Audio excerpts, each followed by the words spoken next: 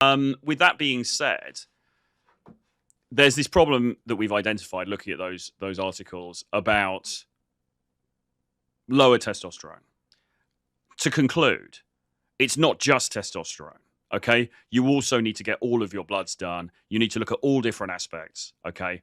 And just, you want to make sure that you're firing on all cylinders in terms of your health. And if you're not, you want to take advice and figure out, okay, so what can I do? And these things like sleep and everything else, it does play into it. Because fundamentally, the issue is this.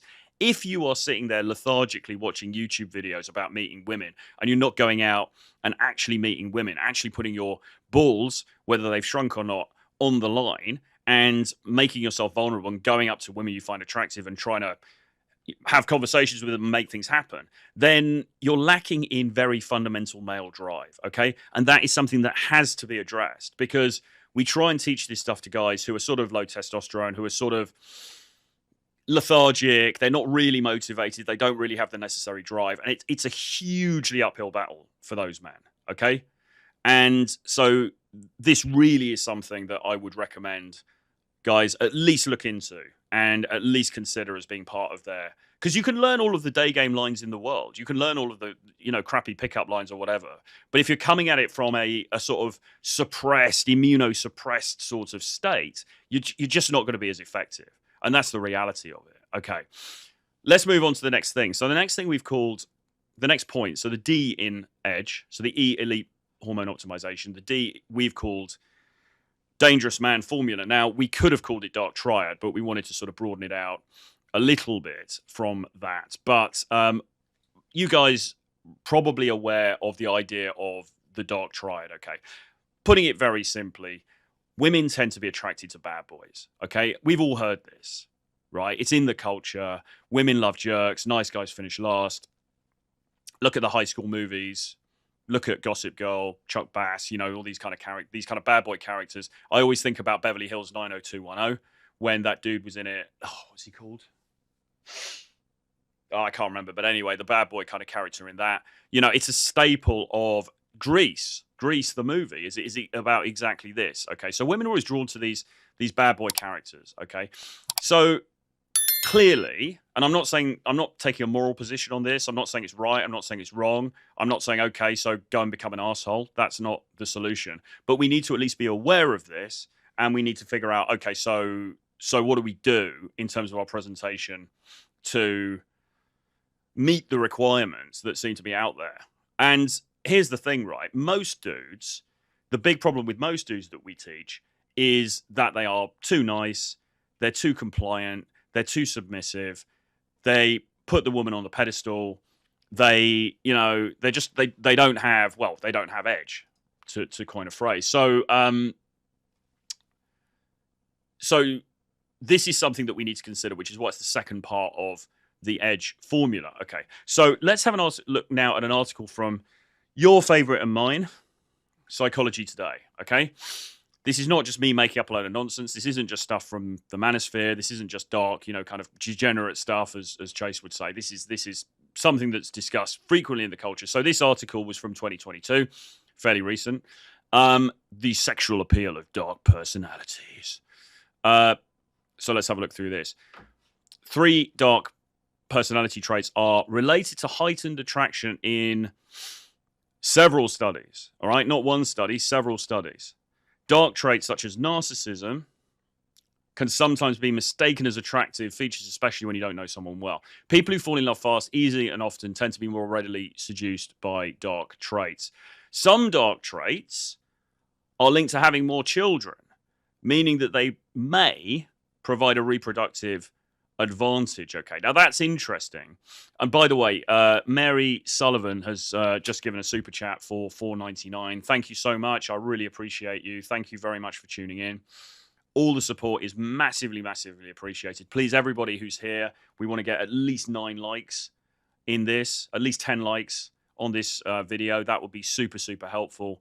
And please do subscribe to the channel if you haven't already. Anyway, so yeah, this is interesting, right? And I'll tell you why in a second. Let's have a look through this. So when looking at studies examining what people say they want in a romantic partner, people tend to report positive traits, kindness, honesty, reliability, right? That's what you're going to say, isn't it? Like, that's what a woman is going to say. If a guy, like somebody comes up to her with a clipboard and says, what do you look for in a guy? She's going to, oh, somebody who's kind, somebody who's nice, somebody who's honest. You know, we say this stuff. However, there's an interesting paradox in the scientific literature on attraction. While people say they're attracted to nice partners, they simultaneously report being attracted to individuals with dark personality traits. Okay, and this is the key thing. The dark triad. Explain, what is the dark triad? You may be aware of this, you may not be aware of this. Let's go through it now because I think it's very helpful for people out there just to have a refresher. There is a cluster of personality traits known as the dark triad that has shown to be related to heightened attraction across multiple studies. These traits are Machiavellianism, psychopathy, and narcissism. Although each one signifies something a little different, they're all tied together by a tendency to engage in antisocial behaviors, such as being callous and manipulative. Now, I would contest that slightly because I think that you can amp up some of these things without choosing to manipulate somebody, but let's put that to one side.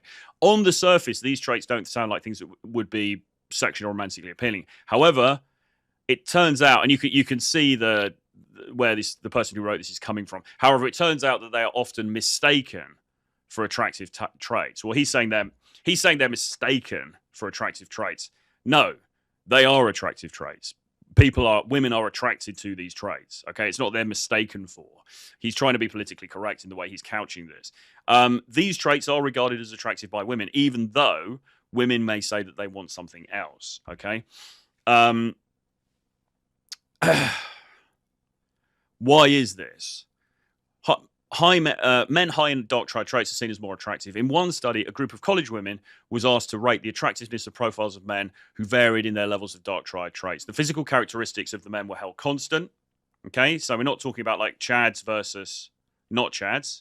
The physical level was constant. What varied was whether they were high or low in these three personality characteristics. The Machiavellianism, which you could translate as being sneakiness or the ability to sort of navigate the system to your benefit, if you like. Psychopathy, which you could very crudely describe as being lowered empathy. Okay, lowered empathy and more putting oneself first, I suppose. And then narcissism, which is obviously thinking you're God's gift, high inflated regard for oneself, whether physically or in other ways. And then the men who were high in dark triad traits were rated as being significantly more attractive than men who are low on them. All right, significantly more attractive. And it was a fairly sizable difference, more than a full point on the scale. Okay. What was especially interesting about this study is that the researchers also asked participants to evaluate the men on their perceived levels of narcissism, Machiavellianism, and psychopathy. And the men who are high on these traits were indeed perceived as such. So the participants consciously recognized this fact, yet still rated them as more attractive. Okay, well, that's interesting because what that's basically saying is that the women were looking at these dudes and they were going, yeah, this guy's a narcissist. Yeah, this guy's a Machiavellian. He's a bit psychopath. He seems to lack empathy. He's a bit of an asshole, but I still find him more attractive anyway. Okay, so even though they were aware that these negative traits were in play, they still found these guys more hot than the dudes who didn't have these tendencies, okay, or these character traits. And then it says people who fall in love are more easily seduced. Right, do dark traits offer a reproductive advantage? Well, another study found that people with these traits seem to have a reproductive advantage over others.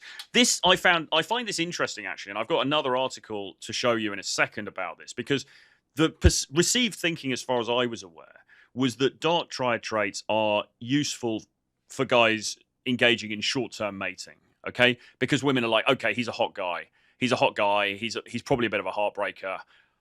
He's a Taylor Swift kind of bloke who's in a Taylor Swift song. But I want to sleep with him anyway because there's something sexy about him. But she's not necessarily going to look for that guy for a longer-term partner because, she wants the provisioning, she wants the security. So she's then going to marry the more like the Ned Flanders guy, but sleep with the jerk during the time she's having fun. But actually, this seems to be saying something different because this is saying that the dark triad traits can offer a reproductive advantage. So let's find out why. Well, the genes that have been linked to antisocial traits were correlated to the genes associated with reproducing earlier in life and having more children. In other words, less care and concern for other people was associated with having more children. Go figure. Why is that? Psychopathy is linked to living a fast life. These individuals tend to take more risks and act more impulsively. And remember, you know, we will always talk about, you know, when I write tweets or we talk about like what makes a dude attractive, taking risks, okay, being impulsive, being somewhat unpredictable, right? These things are fucking important. And a lot of guys, sorry to say it, a lot of guys are too on the Ned Flanders side of the scale, okay? They're safe, they're predictable, they're boring, they don't have they don't have anything about them that's going to make them exciting. They're not setting women's worlds on fire, okay? The women might think, yeah, he's all right looking, and yeah, you know, he's got a nice job, and blah, blah, blah. But the dude has just got there's no edge. And this is why we use this word edge. There's no, you know, you need that thing. You need that fire in the eyes. You need that X factor. And this is what's being described here, couched in a more scientific way. So they live a fast life. When you combine the fact that dark personalities are often seen as attractive, at least initially, with higher levels of risk-taking and impulsive behavior, you end up with a situation in which these traits have the opportunity to survive, but also to thrive in the population, okay? So the genes that predispose people to these traits have the potential to get passed on in greater numbers. Evolution is a tricky thing in that it doesn't care about morality, justice, or political correctness. Naughty evolution. It operates independently of our social values. The traits that facilitate attraction and reproduction are the traits most likely to be passed on, regardless of whether we value those traits or not, okay? Very interesting paragraph. Evolution doesn't care about morality, justice, political correctness. It doesn't give a shit about any of that stuff. What it cares about is what is likely to facilitate attraction and reproduction, okay? Survival and replication, those are the key things, okay? Those are the key drivers of what makes people get together and have sex, or what makes women select guys for sex. Okay, and that's it for that one. So yeah, look, dangerous man formula, right? Are you somebody who is a challenge? Are you somebody who is not afraid to go against the status quo? Are you somebody who doesn't bow easily to authority? Or are you a boring fucking NPC chode who follows the rule book and polishes his shoes every morning and is, yes, probably dependable and probably makes a good income and whatever, but ultimately is a bit of a boring fucker, okay? You need to be aware of this stuff, and you need to consider how you're going to bring some of these elements into your persona. And again, look, I'm not saying, you know, become this kind of Patrick Bateman character. Obviously, it's more like a seasoning that you can sprinkle on the top of the dish, if that makes sense.